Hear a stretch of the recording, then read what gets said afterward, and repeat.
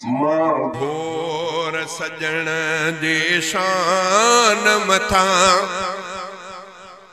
जंहिंजो शान कयो रब आला जंहिंते ख़तम नुबूवत ताज रखी रब मान कयो आहे बाला।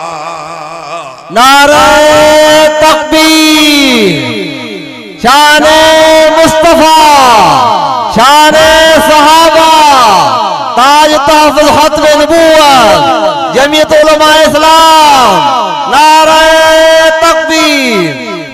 घोर सजण जे शान मथा जंहिंजो शान कयो रब आला जंहिंते ख़तम नुबूवत ताज रखी रब मान कयो आहे बाला।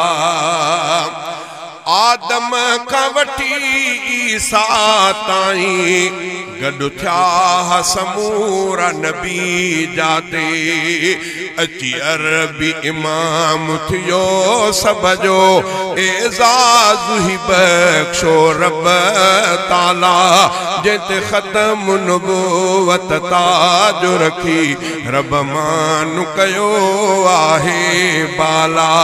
मां घोर सजण जे शान मथा जंहिंजो शान कयो रब आला जंहिंते ख़तम नुबूवत ताज रखी रब मान कयो आहे बाला।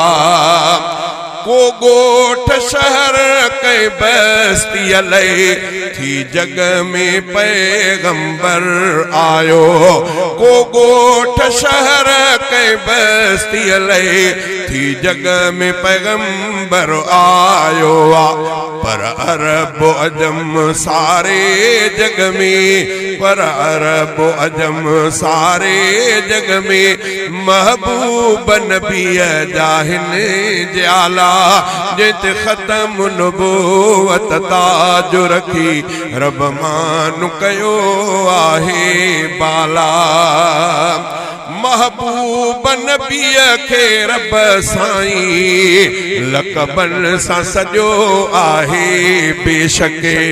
महबूब नबीअ खे रब साईं लक़बन सां सॼो आहे बेशक। हर लक़ब सुठो आ सोणे जो सब सोना हबीब जा नाला। हर लक़ब सुठो आ सोने जो सब सोना हबीबन जा नाला जंहिंते ख़तम नुबूवत ताज रखी रब मान कयो आहे बाला। हर हिक नबीअ तबलीग कई पर उम्मत सभिनी जी आ थोरी।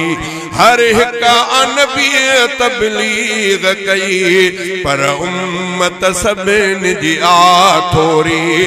महबूब जी उम्मत आहे घणी जंहिंखे बुलंद कयो आहे मौला जंहिंते ख़तम नुबूवत ताज रखी रब मान कयो आहे बाला। जंहिंजो शान बयान क़ुरान करे सारा हक़ दे नादर थो ठरे। उम्मती महबीबन जो आहियां मुंहिंजा वक़्त कया हिन रब बाला जंहिंते ख़तम नुबूवत ताज रखी रब मान कयो आहे बाला।